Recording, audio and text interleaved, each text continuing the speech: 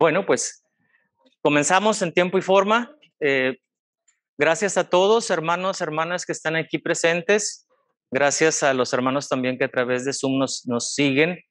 Esta pues, primera etapa, primera sesión del curso tiene la finalidad, primero, de enmarcar un poco la razón de ser de este curso intensivo de antropología. El trabajo de ustedes y mío será en este momento dar espacio a metabolizar un poquito por qué hacer un curso de antropología con estas tres lecturas: la lectura moral, la lectura bíblica y la lectura dogmática acerca del hombre. Esa sería como la razón fundamental. Vamos entonces a introducirnos al curso. Vamos siguiendo el texto y creo que con esto trataré de no como hablar de más, sino concentrarme un poquito en cada idea y pues en esa libertad, cosa que no se vaya explicando, con toda confianza vamos a hablar. Vamos viendo la introducción. La introducción comienza con una idea que no tomo yo de mi propio título, sino lo tomo del Concilio Vaticano II, específicamente de la Gaudium et Spes, una constitución importante acerca de la Iglesia. Y dice aquí el concilio: nada hay verdaderamente humano que no encuentre eco en el corazón de los discípulos de Cristo. Vamos a subrayarle de manera imaginaria: nada que hay verdaderamente humano. Cuando hablamos de santidad, cuando hablamos de humanidad, pareciera como que el gran imaginario es que como que el santo como que se separa, como que se eleva por encima de la naturaleza humana.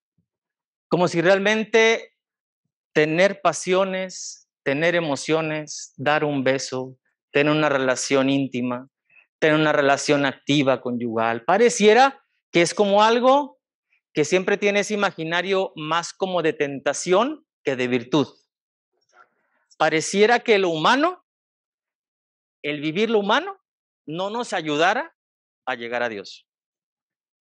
Y sin embargo, lo que dice aquí la encíclica, o lo que dice ya el Concilio Vaticano II, es algo completamente opuesto a este imaginario. Es a través del humano, es a través de la manera divina en que vivimos lo humano, cómo podemos acercarnos al corazón de Jesús. Cristo mismo es encarnación. Él tomó nuestra carne, y eso lo sabemos. Cristo mismo, como dice el gran teólogo Karl Rahner, Cristo mismo se despojó de su divinidad y tomó nuestra humanidad. Cristo mismo, acabamos de celebrar ahora, se acordarán la gran solemnidad de la ascensión del Señor. Él se lleva consigo toda nuestra carne, toda nuestra piel, todos nuestros corazones, todas nuestras emociones, se las lleva con Él. No hay nada que humanamente Dios haya puesto en nuestra vida que sea para nosotros una causa de condenación o de condena. Todo lo contrario, todo lo humano nos lleva a Dios, todo, ¿verdad? El asunto está en que a veces tenemos que hacer como esa oportunidad de, vamos a diseccionar, perdónenme que use esa palabra un poco fuerte, diseccionar la naturaleza del ser humano. Voy a poner un ejemplo para poderme explicar en esto. Cuando nosotros vamos a hacernos un examen, nos van a operar de alguna cosa por necesidad, o cuando estamos en plena cuaresma, se nos pide hacer un ayuno, ¿verdad? ¿Por qué cuando vamos a hacernos, por ejemplo, un examen de sangre, nos dicen tienes que ir en ayunas? ¿Por qué razón? Voy a decir varias razones, si me dan la razón. Primero, porque la sangre tiene que estar completamente limpia, ¿verdad? Segundo, porque la sangre limpia nos va a decir cómo estamos. O sea, cuando digo limpia, es decir, sin toxinas, sin alguna situación ahí de algún alcohol que se tomó un día anterior, lo que fuera, tratamos de descubrir, a ver, cómo está por dentro. No, pues que tiene alta el azúcar, no, pues que tiene baja el azúcar, no, pues que tiene glóbulos blancos bajos, y que empieza todo el diagnóstico. De tal manera que el ayuno nos dice con claridad, como una radiografía del interior, pero no de los huesos, sino de todo lo que somos, ¿verdad? Bueno, Dios, de alguna manera, en su misma intención y en su mismo deseo de hacernos humanos, Él nos hizo así, nos hizo como cuando estamos en ayunas, Nos hizo completamente limpios, buenos. El asunto está en cómo uno encausa, abraza, trabaja la propia naturaleza humana. Y precisamente en ese aspecto, el reto de cada humanidad es que este camino humano nos vaya transformando en un camino más divino. Hay un autor que se llama Santo Tomás de Aquino, yo creo que muchos de ustedes lo conocen, y Santo Tomás de Aquino decía una frase muy hermosa. Decía, la gracia de Dios, para muchos la conocerán, la gracia de Dios no elimina, no corta la naturaleza humana. Al contrario, la gracia eleva la naturaleza humana, como lo hizo con María. ¿Ustedes creen que la Santísima Virgen María, cuando tiene la, ¿cómo decirles? Pues la anunciación, el hermoso mensaje de salvación, ¿ustedes se imaginan una escena así como la podemos ver en los cómics, donde un ángel baja y así con una luz resplandeciente, sale con unos alas así impresionantes y le dice el mensaje de Dios? No necesariamente. María es en una gran fe y en una gran capacidad de apertura a la gracia, escuchó en su oración el mensaje del ángel Gabriel que le decía que iba a ser la madre del Salvador. María, no crean que se privó, como que haciéndose flagelos duros, como evitando todo contacto con su futuro esposo, que sabemos bien, a fin de cuentas son esposos, pero de otra forma muy distinta a la que nosotros somos esposos.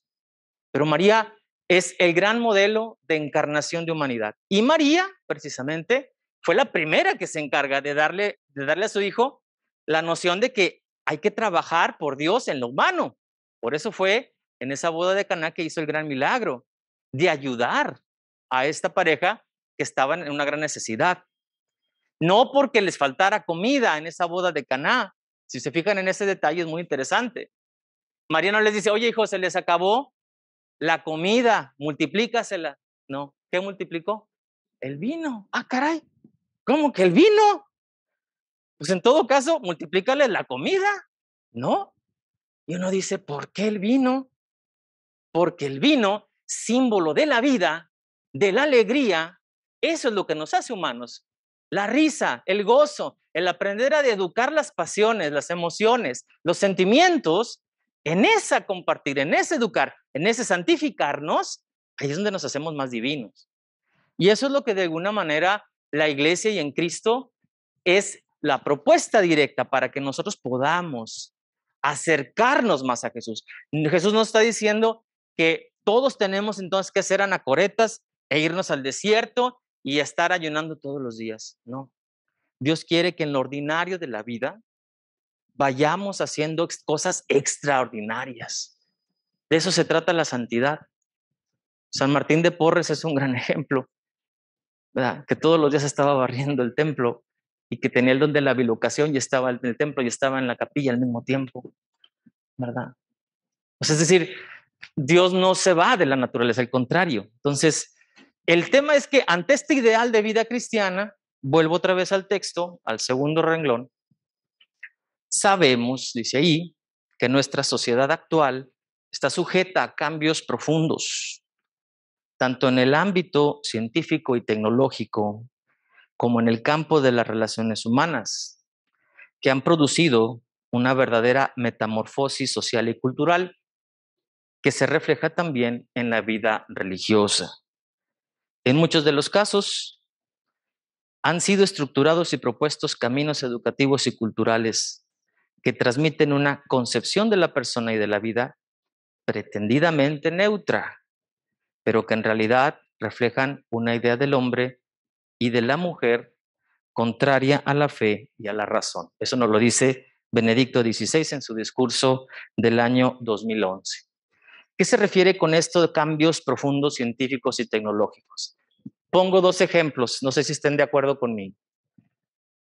Hoy estamos en un mundo muy virtual, como lo estamos viendo. Estamos completamente conectados, estamos completamente informados. Tenemos al hijo que está trabajando en Estados Unidos o en Portugal, o tenemos la oportunidad de hablar con algún amigo que se encuentra en Asia y estamos a la mano.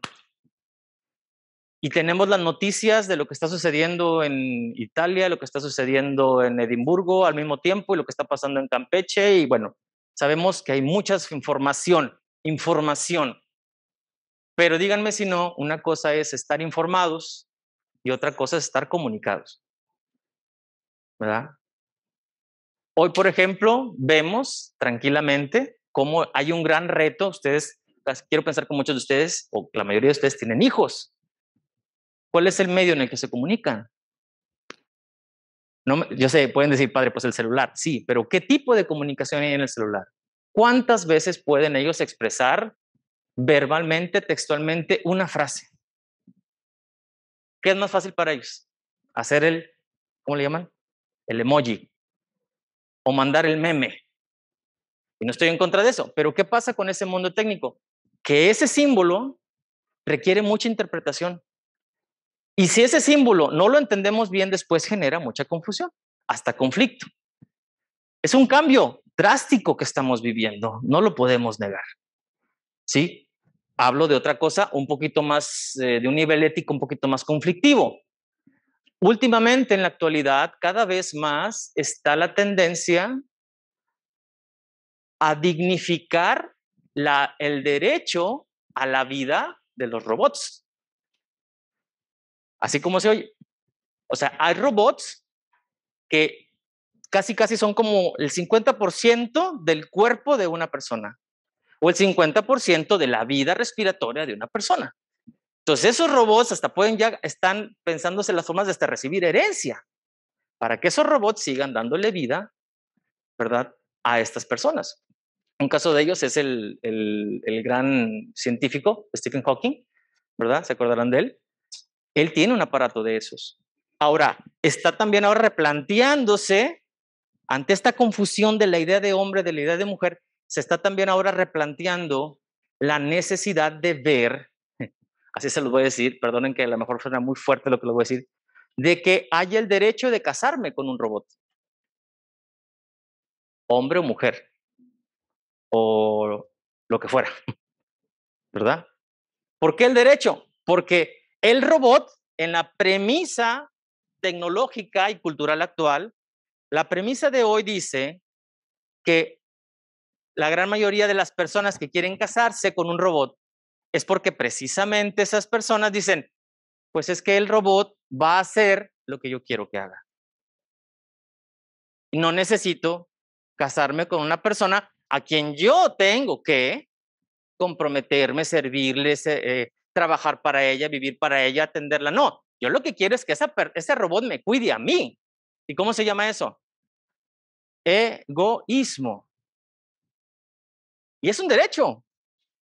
Igualmente los hackers de las computadoras cada vez más se están haciendo estudios psicológicos donde se dan cuenta que los hackers se vuelven hackers no porque busquen dinero, sino porque en la relación interpersonal, persona a persona, diálogo, comunión, no se entienden con el otro. Y como el otro no entiende o no escucha o no valora lo que yo digo, ¿qué es más fácil? Refugiarme en la computadora y hacerme experto en la computadora, de tal manera que la computadora opera según lo que yo necesito. Y es otra óptica de una imagen del hombre y de la mujer que distorsiona el plan de Dios. Dios nos hizo comunión. Y al hacernos comunión, Dios nos pide que tengamos la oportunidad de ayudarnos a ser más humanos. Hay un autor que ahorita está muy de moda, no lo voy a profundizar, creo que han oído hablar de él, Yuval Noah Harari se llama, este autor israelí. Y él dice, es un antropólogo, y este hombre dice que lo que nos hace ser humanos, más allá del neandertal, más allá del Homo sapiens, nosotros como sapiens, lo que nos hace realmente humanos y nos hizo superar el primer homínido hasta llegar a ser lo humano, no es solamente la capacidad de ser razonables, no es nada más la capacidad de verbalizar o de tener lenguaje. Este autor dice, es algo más. Harari dice, lo que nos hace humanos es la colaboración. El que tengamos la oportunidad de ayudarnos. Si perdemos esa capacidad de ayudarnos, de entendernos, de apoyarnos, de acompañarnos, de encaminarnos, Entonces, la humano no va a ser propiamente nuestra capacidad de generar razonamientos lógicos. El hacker los hace. El que se quiere casar con el robot también hace un razonamiento lógico. Pero ¿qué le falta? La colaboración. O para ustedes y para mí como discípulos, la comunidad. Y por eso, al poner en crisis el concepto de hombre, poner en crisis el concepto de mujer, se pone en crisis el concepto de familia, se pone en crisis el concepto de sociedad, se pone en crisis el concepto de comunidad, se pone en crisis el concepto de Dios. ¿Verdad? ¿Hacia dónde voy con todo esto? Simplemente a tratar de darnos la oportunidad de que esto que nos dice la Pontificia Comisión Bíblica, esto que estoy yo escribiendo, lo estoy tomando de este libro, de la Pontificia Comisión Bíblica, ¿verdad? Que se llama ¿Qué es el hombre? Itinerario de antropología bíblica. Quiero pensar que Mayra ya se los compartió, estará por compartírselos ya. Bueno, en estos días se los va a compartir en PDF, no en físico, ¿verdad? Específico, ¿verdad? Lo tienen en PDF, ahí lo podrán profundizar un poco más. Pero lo que nos dice la Pontificia Comisión Bíblica es algo obvio, o sea, estamos viviendo un tiempo de muchos cambios, ¿verdad? Donde obviamente se pone en crisis esta idea. Y por eso estas nuevas tendencias de qué es hombre, de qué es ser mujer, como dice aquí el texto y como dice Benedicto XVI, son contrarias a la fe y son contrarias a la razón. Trataremos de ir viendo de qué se trata esto. Vamos a ver una cita que nos hace precisamente aquí la Congregación para la Educación Católica en un texto que ustedes pueden descargar tranquilamente de internet. El texto ahí lo cito yo en la parte de abajo. Varón y mujer los creó para una vía del diálogo sobre la cuestión del género en la educación. Es del año 2019. Y el texto dice ahí, como lo tienen a la mano, dice el texto, la desorientación antropológica que caracteriza ampliamente el clima cultural de nuestro tiempo ha ciertamente contribuido a desestructurar la familia, con la tendencia a cancelar las diferencias entre el hombre y la mujer. Consideradas estas como simples efectos de un condicionamiento histórico y cultural. ¿Qué está diciendo este texto? Está diciendo que ser hombre y ser mujer tiene una lectura y tiene una validez 100% cultural. Es decir, lo biológico para las nuevas tendencias no importa, ¿verdad? Sabemos que ahora está muy fuerte el concepto de disforia de género. ¿Saben lo que es eso, verdad? ¿Alguien no sabe lo que es eso? Bueno, sabemos qué es eso entonces. La disforia de género es como el primer choque de identidad del niño y de la niña que se empiezan a preguntar quién quiero ser. Y en ese quién quiero ser es donde entra el reto de nuestra fe.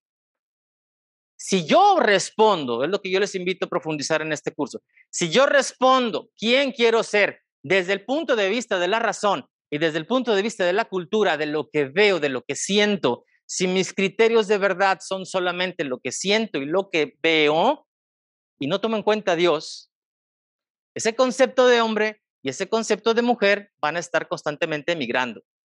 Va a ser un nomadismo de género. Porque hoy quiero ser mujer, pero mañana quiero ser hombre. Hoy quiero ser hombre, mañana quiero ser mujer. Y eso ya está tocando nuestra puerta. Por eso es importante hablar de este punto. Tocó mi puerta hace unos 6 meses. Estaba yo todavía siendo párroco y llega a la oficina una persona y esa persona me dice, padre, yo me llamo así, de una manera, soy mujer, fui bautizada en esta iglesia tal año, pero ahora ya no soy mujer, ahora soy hombre. Y quiero que me bautice como hombre. ¿Qué le puedo decir yo a ella? ¿La bautizo? Pues no. Ella ya está bautizada porque ante Dios, ella era primeramente hombre. Ella era primeramente mujer, ¿verdad? Según el caso.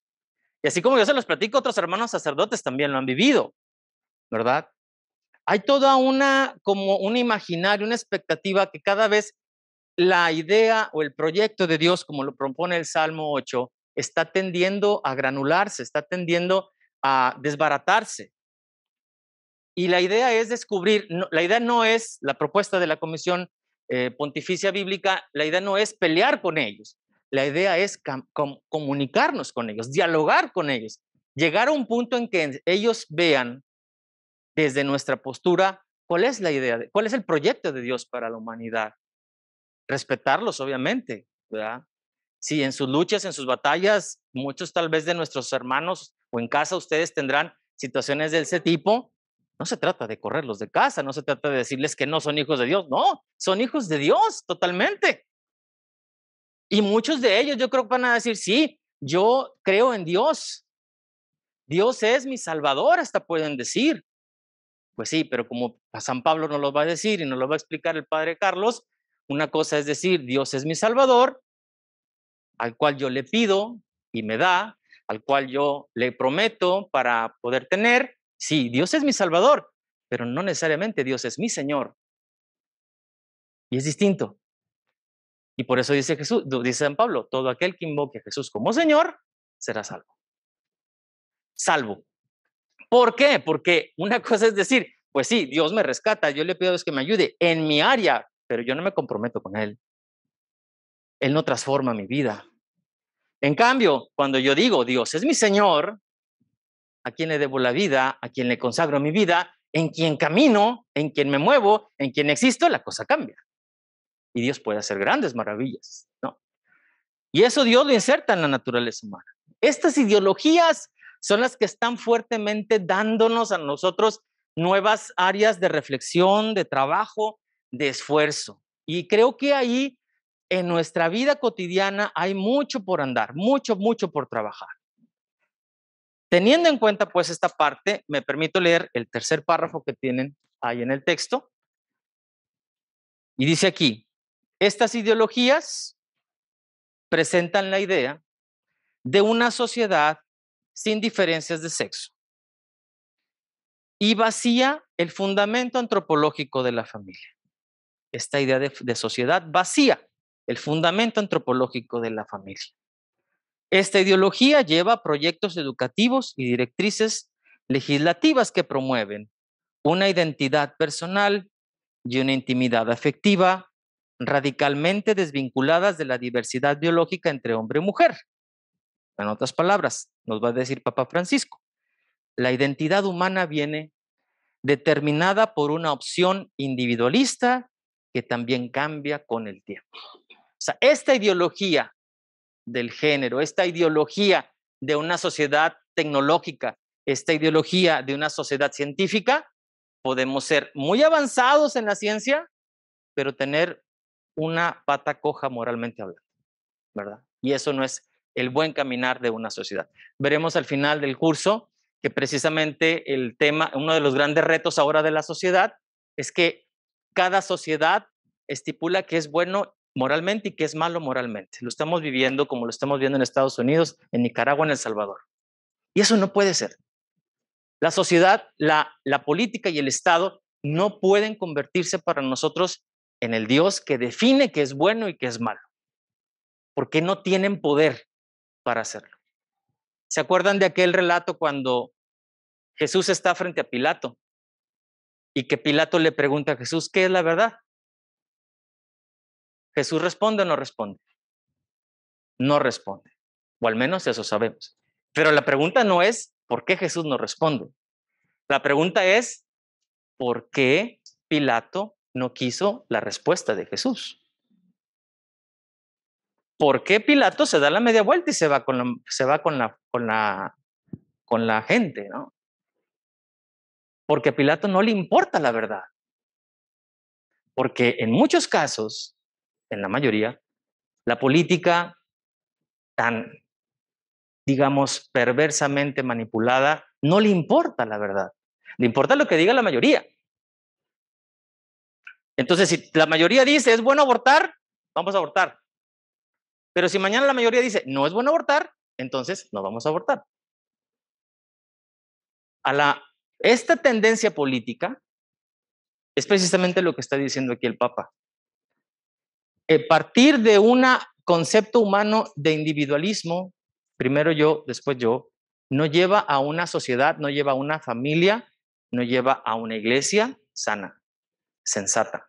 Entonces, el punto precisamente es descubrir, bueno, ante Dios, ante nosotros, ante la vida que vivimos, ¿qué valores tenemos que vivir? El Evangelio de hoy lo decía claramente. Jesús dice, no he venido a traer la paz, sino la guerra.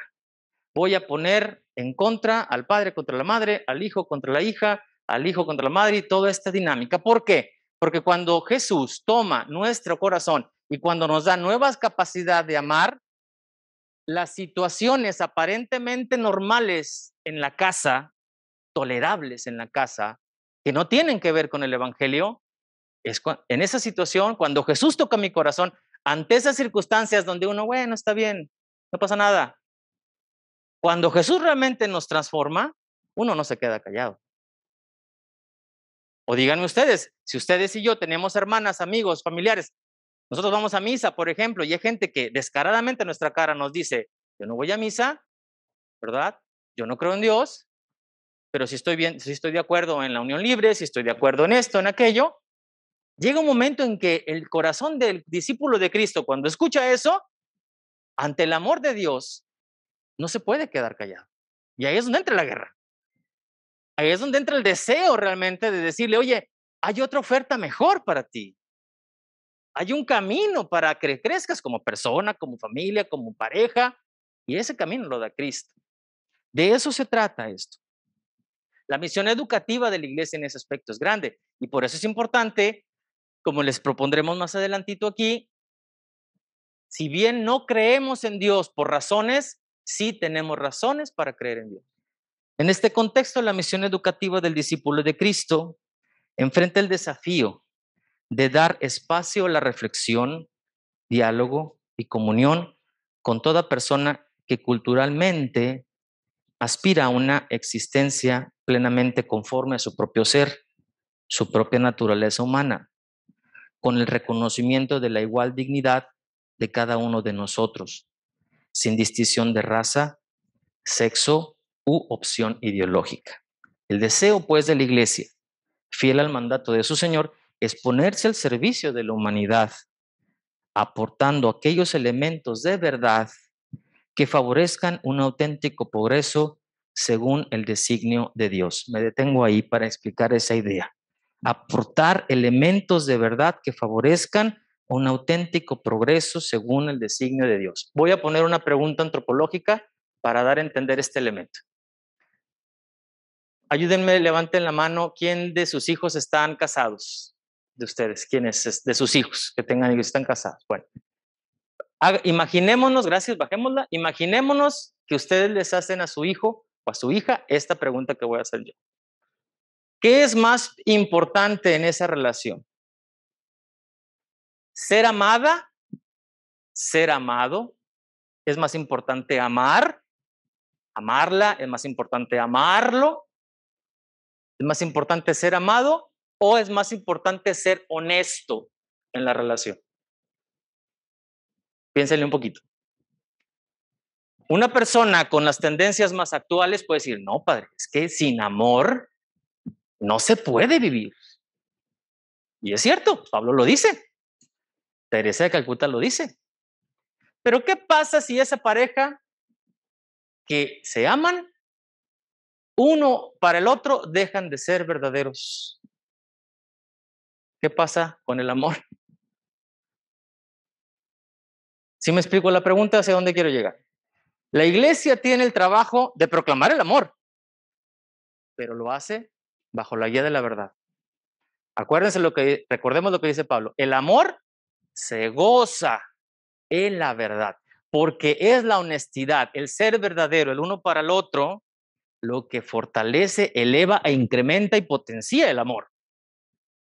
Yo no voy a creer en una persona y no voy a amar en una persona que me miente, que constantemente me está diciendo soy, pero al mismo tiempo no soy, que constantemente me está diciendo sí te quiero, pero con otras opciones me dice que no me quiere. ¿Se entiende? Y eso es propiamente el camino del mandato del Señor. Presentar los elementos verdaderos de toda relación humana, de toda identidad personal, de toda identidad cristiana. ¿Por qué el Señor nos hizo varón y mujer? ¿Por qué el Señor nos invita a vivir en una familia? La familia no es un peso. La familia es el espacio para el amor sin medida, de uno para con el otro dentro de la casa, ¿verdad? No se trata de estar viviendo el yugo y el peso del otro. Aunque obviamente también hay esa dimensión del cónyuge, esa palabra lo sabemos, cónyuge, con el mismo yugo, con la misma carga, pero se entiende eso a veces de manera muy equivocada. Uno a veces puede pensar que es la carga de la responsabilidad y la carga del dinero y es la carga del yugo suave y ligero de Jesús. ¿Se acuerdan de ese texto? ¿Verdad? Tomen mi yugo que es suave, mi carga ligera. De eso habla propiamente este elemento de verdad. Entonces, sigamos ahí leyendo. Para ello, en este curso de antropología cristiana, casi vamos cambiando de página, vamos a esbozar los rasgos constitutivos de la persona humana, insertándola desde el principio en un proceso dinámico en el que la criatura humana asume un papel decisivo para su futuro. Por eso quería llegar a esta parte para un poquito dar a entender la respuesta que ahorita pedí aquí Francisco. A la pregunta, ¿quién soy? Pues obviamente soy persona. ¿Pero qué es ser persona? ¿Qué significa ser persona? Es que tengo derechos, ok, pero no nada más eso es ser persona. Es que yo tengo dignidad, sí, pero esa dignidad no viene de ti, alguien te la dio. Y entonces, ser persona no significa que tengo 20 kilos de persona, que tengo 45 años de persona, que tengo 200 canas de persona. No, eso es algo accidental. Ser persona es algo más. Ser persona es un proceso. Por eso dice aquí el texto de la Pontificia Comisión Bíblica, principio, la persona como un proceso dinámico de la criatura. Hay un autor, Víctor Frank, que tiene una obra muy interesante que sí se llama El proceso de convertirse en persona. ¿Por qué? Porque todos los días podemos ser nuevas personas. Y porque ser persona es algo que nos es dado por Dios. No nos lo da la ley. ¿Qué es primero, Dios o la ley?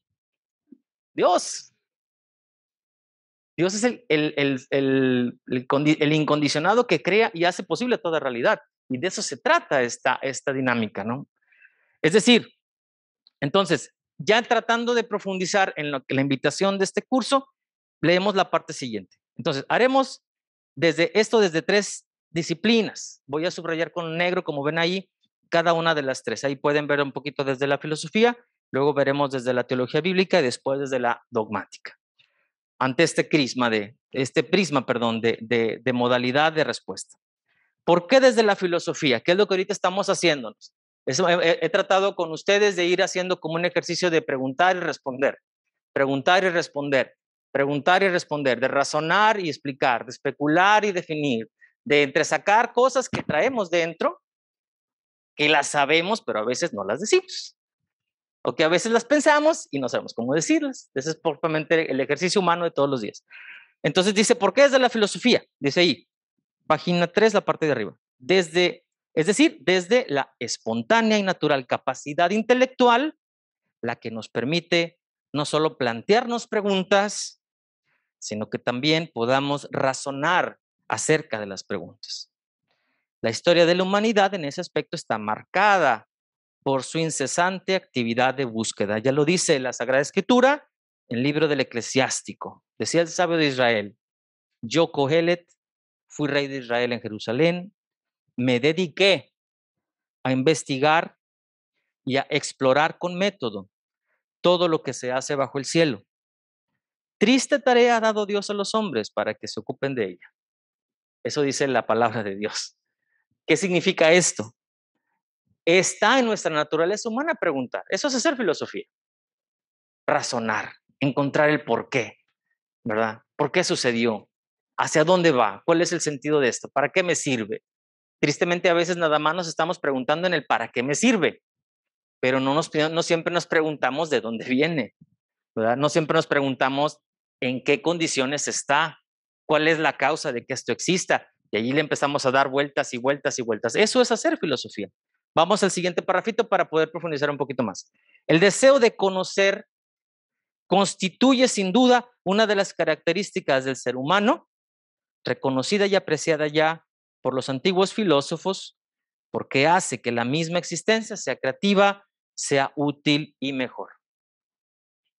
Al aspecto de la fatiga subrayado por el Cogelet, de la intensidad de ahorita que decía, triste tarea ha dado Dios a los hombres para que se ocupen de ella, a esta fatiga subrayada por el Cogelet hay que añadir, por tanto, el elemento luminoso del descubrimiento de la verdad y del bien. Lo dice la sabiduría en el capítulo 7. El hombre examina el cielo para comprender sus secretos y adivinar presagios. Recorre los caminos del mundo en un intento de encontrar recursos para su vida y maravillas para contemplar. Indaga cada cosa planteándose continuas preguntas. Pero en toda esta búsqueda constante, la pregunta de fondo sigue siendo la misma. ¿Quién soy yo y para qué estoy en este mundo? Es decir, ¿qué es el hombre? Esas son las dos preguntas en las que siempre, cuando hacemos nuestras opciones, estamos respondiendo a quiénes somos. Si a mí me gusta, como si a las damas, si les gusta determinado color de la bolsa que llevan con ustedes, ahí detrás hay una pregunta, ¿quién soy yo? ¿Verdad? ¿Por qué elijo este color? Porque a mí me gusta el color naranja, me gusta el color. A los otros, los varones, ¿por qué usamos mezclilla? Porque a mí me gusta. ¿Y por qué otras usas pantalón de vestir? Porque a mí me gusta. En eso vamos definiendo mucho de quiénes somos. En ese aspecto, si tratamos de hacer como un mapa geográfico de por dónde estaría la respuesta a la pregunta ¿qué es el hombre?, les voy a invitar a que hagamos este esquema que nos va a acompañar en estas sesiones. Es muy sencillito. No es tanto de... Ay, disculpen que no soy muy bueno para dibujar, pero espero que esto ayudara un poco. ¿Verdad? ¿Quién soy yo? Yo soy, cada uno de nosotros, partamos de como un mapa conceptual.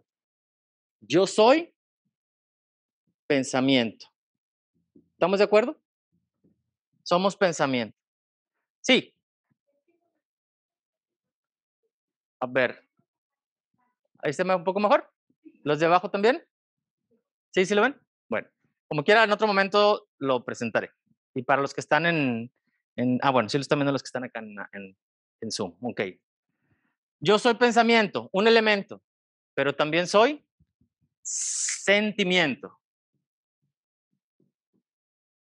Sentimiento, perdónenme.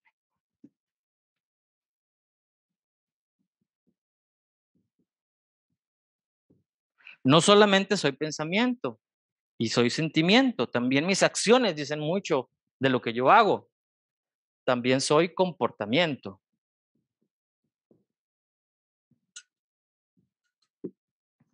¿Sí? Pero eso que pienso, eso que siento y eso que hago no agota todo lo que soy. Falta algo más. ¿Qué será eso que nos falta? Que ya lo tenemos, pero a veces es importante también, como a veces, aflorarlo y sobre todo educarlo. Sí. Yo soy voluntad. Yo soy voluntad. Vamos a pensar en algo. Un ejemplo muy sencillo. Perdónenme si estoy a lo mejor siendo un poquito más sencillo. ¿Quiénes de ustedes tienen pareja? Yo también, que es la iglesia, ¿verdad?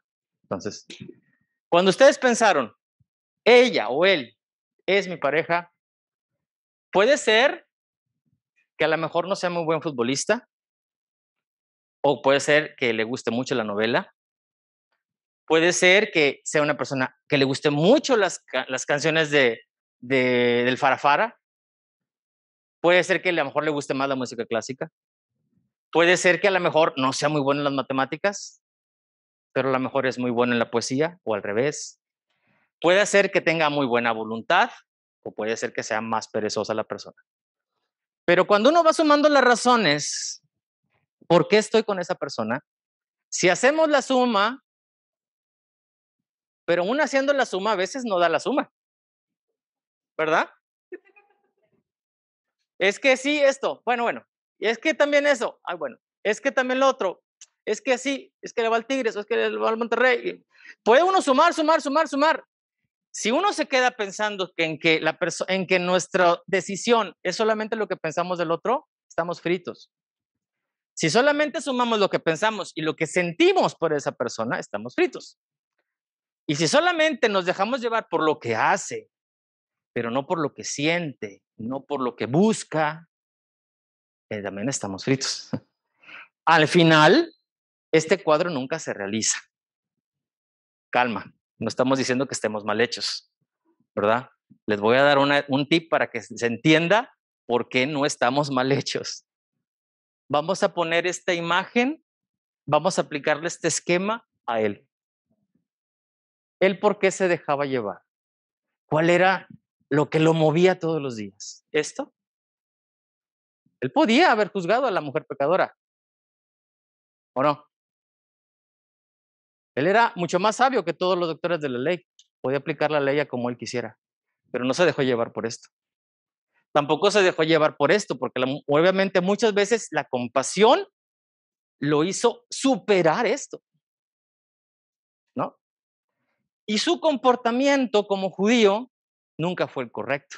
Comía con publicanos y pecadores, ¿sí? Lo que lo movió fue su misericordia.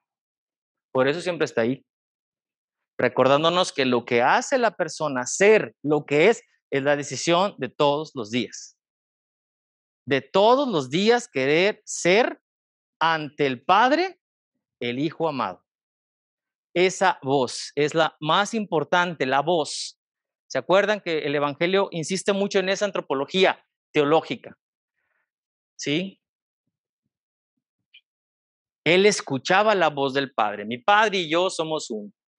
Entonces, la persona no se reduce solo a sentimiento, no se reduce solo a pensamiento, no se reduce solo a acción, no se reduce solo a voluntad. La persona es todo eso, pero ante Dios. Es decir, esto es el mapa desde el cual Dios nos ayuda para poder llegar a Él. Hay un autor, Javier Zubiri, él tiene un libro que se llama Inteligencia Sentiente. El título está un poquito así medio extraño, pero él dice una frase muy bonita, muy chiquita, pero está muy bonita. Y él dice, muchas veces pensamos que el hombre tiene que llegar a Dios, como si fuera un maratón en la tierra. Entonces hay que correr, ¿verdad? Los domingos a misa hay que confesarse una vez al año, hay que correr hacia el diezmo, hay que correr hacia rezarle a los santos, hay que correr hacia las bienaventuranzas y hacia las obras de misericordia. Hay que correr, correr, correr. Y eso no está mal. Pero Zubiri dice, el hombre muchas veces piensa que tiene que llegar a Dios. Cuando, dice Zubiri, lo que el hombre debería hacer es no tratar de llegar a Dios, sino estar siendo desde Dios. O sea, Dios no es una cosa a la cual se llega. Dios es el motor que mueve la acción. Mi trabajo es escuchar la voz de Dios, que en esto que hago, en esto que vivo, desde ahí, yo escucho lo que Dios quiere que yo haga. ¿Sí? Voy a poner un ejemplo para ver si se da a entender un poco este ejemplo. Nosotros a veces tendemos en toda espiritualidad, no solamente en la espiritualidad católica, tendemos a espiritualizar momentos, que es bonito. Espiritualizamos el rezo del Santo Rosario, espiritualizamos la Santa Eucaristía, espiritualizamos una hora santa. Sí. Voy para allá, nomás déjeme le acerco el micrófono. Permítame tantito, por favor. Ignacio, gracias.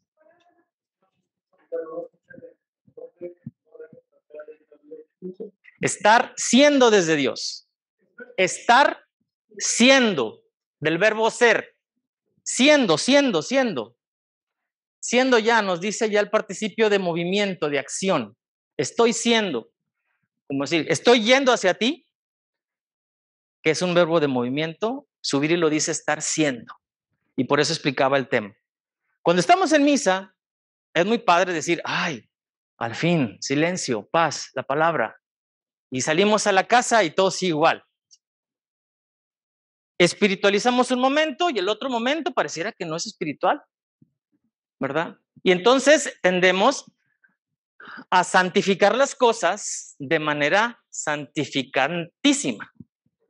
Entendemos a veces a decir, es que yo estoy ahorita aquí con Dios y estoy rezando el rosario, pero cuando estoy lavando la ropa, me estoy acordando de lo que me hizo la vecina, y me estoy acordando de lo que hizo el marido, y me estoy acordando de lo que hizo el hijo, y estoy como si en ese momento ahí Dios no estuviera.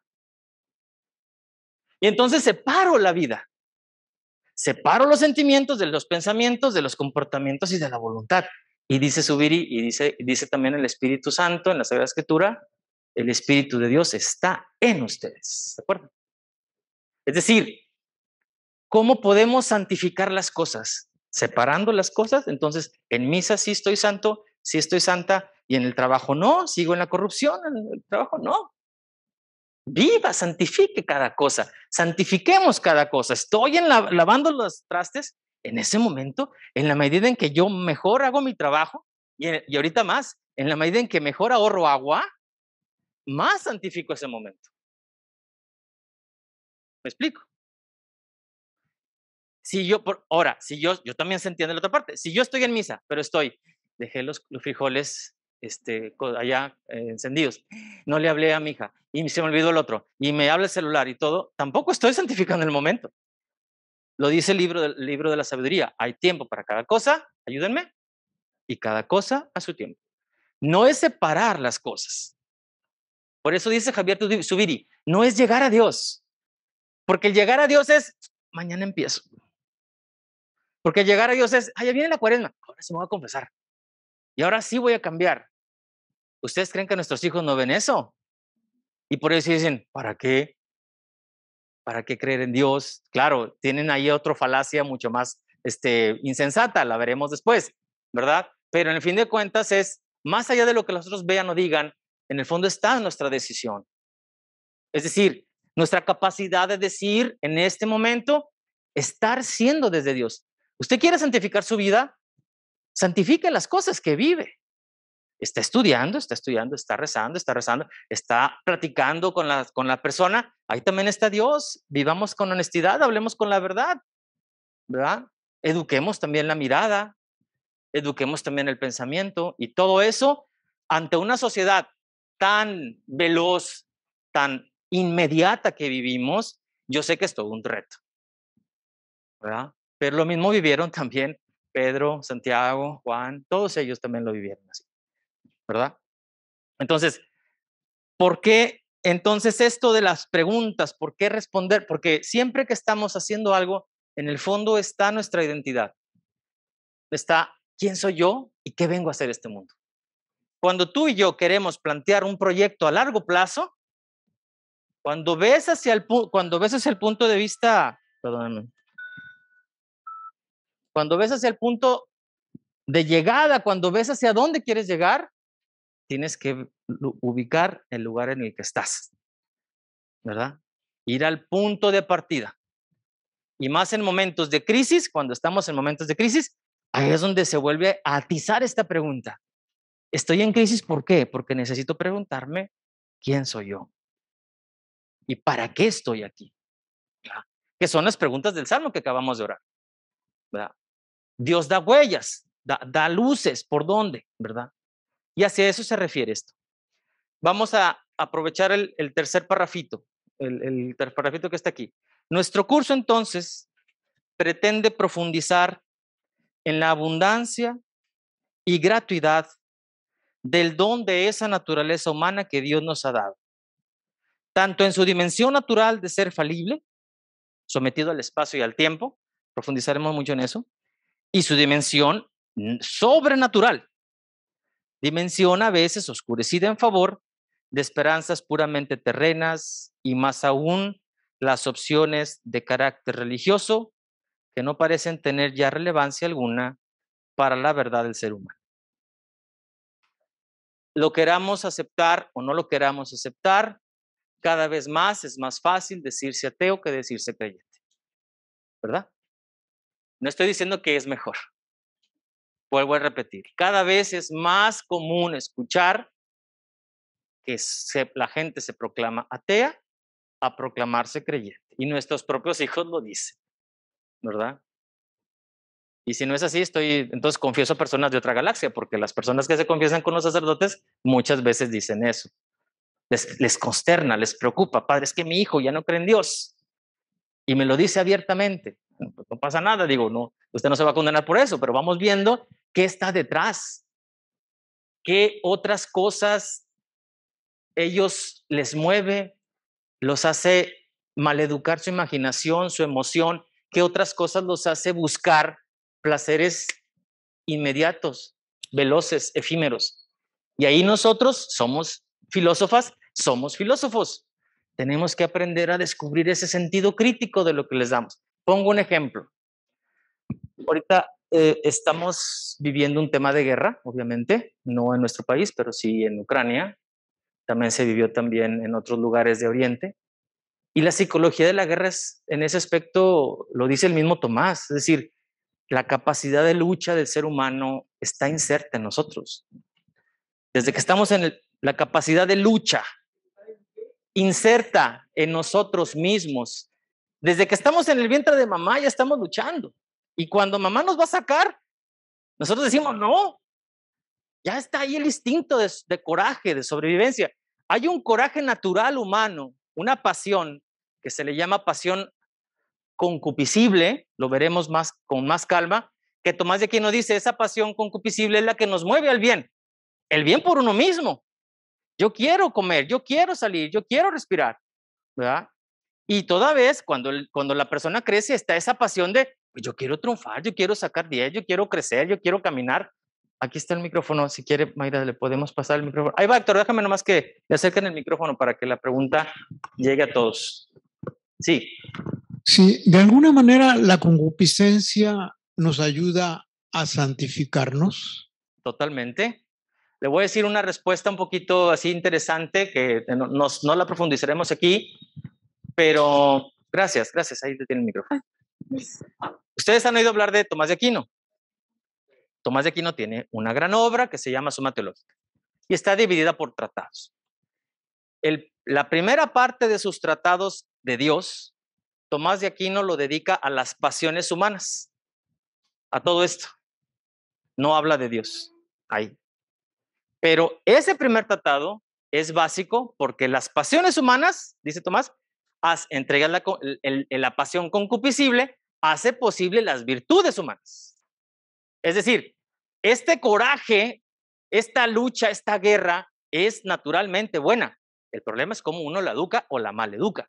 Entonces, ustedes que están muy cerca de ese mundo, revisen, solamente ahorita mentalmente, hagan como un flash fotográfico, una memoria gráfica, cuántos de los videojuegos que usan nuestros nietos o nuestros hijos son de violencia. Nada más hagan una memoria, no estoy preguntando cuántos. Descubriremos que la gran mayoría es esa pasión, ¿verdad?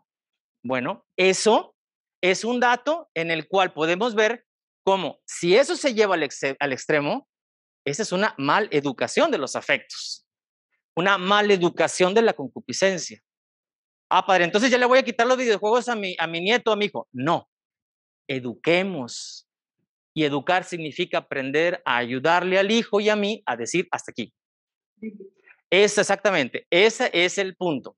Igual con las personas que tienen problemas con la pornografía, el punto no es tener o no tener el acceso, el punto es aprender a decir no. Y eso es educar los afectos.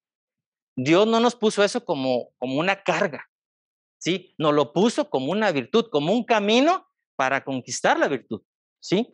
En ese aspecto, la psicología de la guerra es en ese aspecto muy interesante, porque si bien ya estamos nosotros hechos para la guerra, el punto no está en hacer guerra, el punto está en que esa capacidad de lucha, de coraje, ¿verdad?, nos ayude a vencer los obstáculos, no a generarlos. En otras palabras, el coraje, el entusiasmo, la pasión de la concupiscencia, esa energía que tenemos es para nosotros un medio para llegar a la virtud, no es un fin en sí mismo.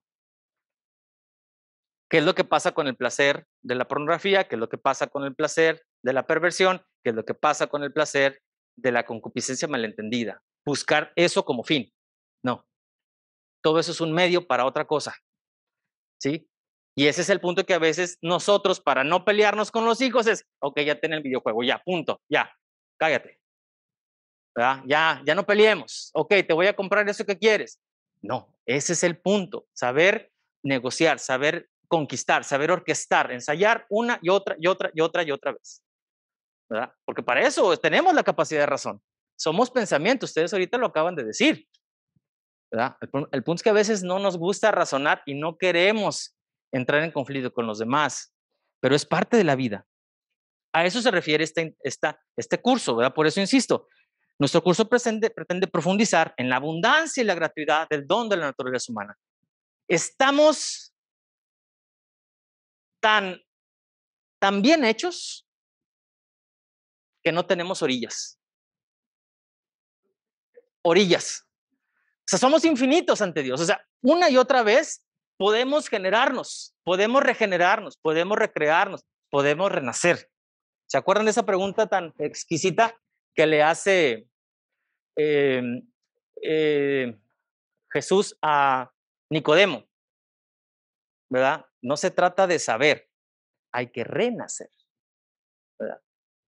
En ese estar tan bien hecho sin orillas, ¿verdad?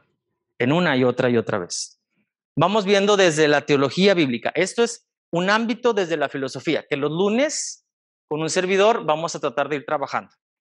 Entonces, desde ahorita les invito a que tengamos mucha apertura, al menos en este módulo filosófico moral, porque tal vez algunas palabras, algunos ejemplos que yo diga puedan ser a lo mejor, como a lo mejor un poco abstractos o puedan ser un poco a lo mejor, por qué no decirlo, insensatos o imprudentes, pero tengan la confianza y la transparencia de decirme, padre, no lo entendí, padre, repito otra vez, porque el lenguaje filosófico tiene pues este juego, ¿verdad? De que a veces alguna palabra no se puede entender. Muy distinto al mensaje bíblico, ¿verdad? Que para el día miércoles que veamos el mensaje bíblico, sí tendremos que traer nuestra Sagrada Escritura a la mano y nuestro texto, porque ahí es trabajar constantemente con el Padre Carlos en el texto bíblico, ¿verdad? Y ver un texto y trabajarlo y hacer exégesis y con el Padre Juan Pedro será algo muy parecido también. Utilizaremos la Biblia, pero también utilizaremos el Concilio Vaticano, el mismo Padre Juan Pedro se los irá facilitando. ¿Ok? ¿Vamos bien? Bueno, ahora, desde la teología bíblica, ¿sí? Es el párrafo último de la página 3. ¿Por qué hablar de la teología bíblica a la misma pregunta? ¿Qué soy yo y qué hago en este mundo? ¿Qué es el hombre? Porque si bien muchas han sido las respuestas a la pregunta ¿qué es el hombre? Y en consecuencia, muchos los libros que nos han llegado desde los tiempos remotos. En ellos se consigna el fruto del noble esfuerzo de numerosos investigadores por dar testimonio de un resquicio de la verdad. En este patrimonio literario, sobresale un libro peculiar compuesto por una pluralidad de autores, aunque se atribuya a una misma fuente de inspiración, que es Dios. Es un escrito dotado de una coherencia única, a pesar de haber sido redactado durante muchos siglos y de haberse sometido a una variada manifestación de valores culturales contingentes. La Sagrada Biblia es un libro que para los creyentes tiene un valor inigualable a causa de su divina sabiduría, capaz de suscitar en el corazón humano un libre y amoroso consenso con la verdad plena. Esta pregunta espero nos ayude. Por eso la insistencia de subrayar la Sagrada Escritura. Pasemos a la página 4. Si nos preguntamos por qué la Sagrada Escritura ha sobrevivido hasta el día de hoy como un libro sagrado, cuando muchos otros textos antiguos no lo han logrado, los otrora textos de los antiguos imperios en Egipto y Mesopotamia, sin duda perecieron. Ellos murieron junto con el imperio que evocaba. Solo en estos pasados 2 siglos, los arqueólogos han redescubierto estos textos y los siguen descifrando para estudios actuales, pero no como la Sagrada Escritura. Incluso los grandes textos del Imperio Romano son estudiados hoy con gran interés en las escuelas y universidades, pero no han tenido la circulación y el impacto del Nuevo Testamento de la Biblia, el cual fue escrito bajo las sombras de ese Imperio Romano. La Sagrada Escritura, al conjugar escrituras de la religión judía y cristiana, surgen y hablan desde un contexto catastrófico de padecimiento enfrentamiento y perseverancia único en su género, contexto a través del cual el hombre se descubre ante Dios, o como dice el Sirachida, el hombre busca el sentido oculto de los proverbios y se interesa por los enigmas de las parábolas, viaja por tierras extranjeras y conoce el bien y el mal de los hombres. Lo dice Eclesiástico 39. ¿Por qué esa idea? A mí me llama mucho la atención esta afirmación de este autor, David Carr, en su libro Santa Resiliencia, dice, ¿por qué perecieron los libros sagrados de los mesopotámicos y de los egipcios y babilónicos? Eran grandes imperios. ¿Dónde están esos textos? ¿Por qué no tienen la fuerza que tiene, por ejemplo, bueno, nuestra Sagrada Escritura sin duda, pero incluso el Corán, ¿verdad? Que es parte de nuestra Sagrada Escritura, con otra traducción un poquito descafeinada, si se puede decir, ¿verdad? Pero ¿por qué no tienen esa validez? Solamente la palabra de Dios, la Sagrada Escritura, es la que sigue vigente hoy. ¿Qué diferencia tienen todos esos textos de la Sagrada Escritura? Y dice todavía más David Carr. Todos los textos sagrados del Imperio Romano fueron escritos en el mismo contexto del Nuevo Testamento. ¿Por qué unos sobrevivieron y otros no? Y dice David Carr, porque los libros de la Sagrada Escritura, toda la lectura de la Sagrada Escritura es ante todo una lectura resiliente del pueblo de Dios. Una experiencia de un pueblo común que padecen del mismo mal, que padecen la misma condición humana, pero que saben cómo enfrentarla de la mano de Dios. No es aniquilar lo humano. Dios no evita el dolor. Jesús mismo no lo evita. Y a partir de eso logra cosas nuevas. ¿Qué hacemos nosotros, en cambio, frente al dolor? ¿Y qué hacemos nosotros ante la desilusión todavía más? ¿Se acuerdan ustedes? Yo creo que sí se acuerdan. Del juego de la oca. ¿Sí? Sí, bueno, los están más jovencitos, yo creo que no se acuerdan. Yo no estoy tan jovencito, tampoco estoy tan, soy un medio chavorruco, pero pongo todas las fuerzas. Juego de la oca era, ibas ganando, y de repente, otra vez al punto de partida. No, así es la desilusión humana, ¿verdad? Así muchas veces nos pasa, como le pasó a los discípulos de Maús. Todo iba muy bien, de repente no sucedió como esperaban, ¿y qué hacen? Vámonos otra vez, fuera de Jerusalén. Y se van a Maús, que sepa Dios dónde está Maús.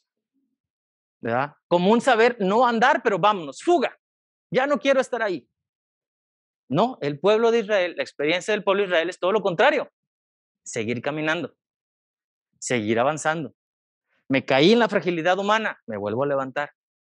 Subí al monte, se quebraron las tablas, vuélvelas a reconstruir. Pusiste un becerro de oro, pues vuélvelo a quemar, pídele perdón, regresa. Es decir, no evadas.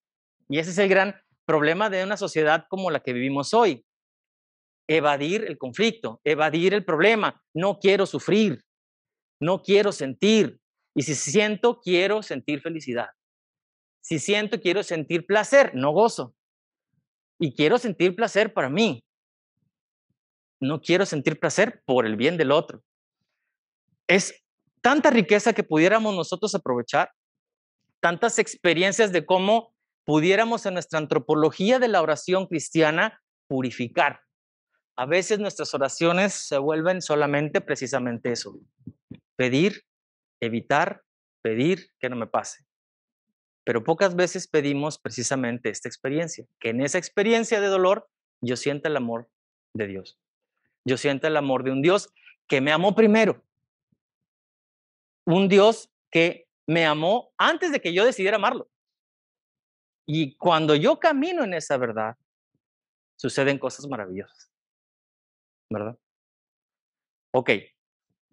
¿Vamos bien? Vamos a terminar el último parrafito y vamos a descansar y dejamos para después del descanso la parte de la dogmática. Dijimos, el sabio entonces trata de comprender el sentido de los acontecimientos que unas veces se revisten de un ropaje dramático y otras veces se colorean de esperanza. Y en el misterioso proceso de la historia se pregunta sobre cuál es el lugar del hombre y cuáles son su origen, cuál es su deber y cuál es su destino. Es decir, las mismas preguntas. ¿Quién soy yo? ¿Y para qué estoy en este mundo? Es la pregunta que se hizo Isaías, es la pregunta que se hizo Amós, es la pregunta que se hizo la Virgen María, es la pregunta que se hizo Pedro, es la pregunta que nos podemos hacer nosotros, siempre, ¿verdad? Por eso es importante la Sagrada Escritura, porque la Sagrada Escritura nos da la luz, el camino, nos dice la ruta, por dónde superar, por dónde caminar, por dónde acompañarnos, por dónde enriquecernos, fortalecernos.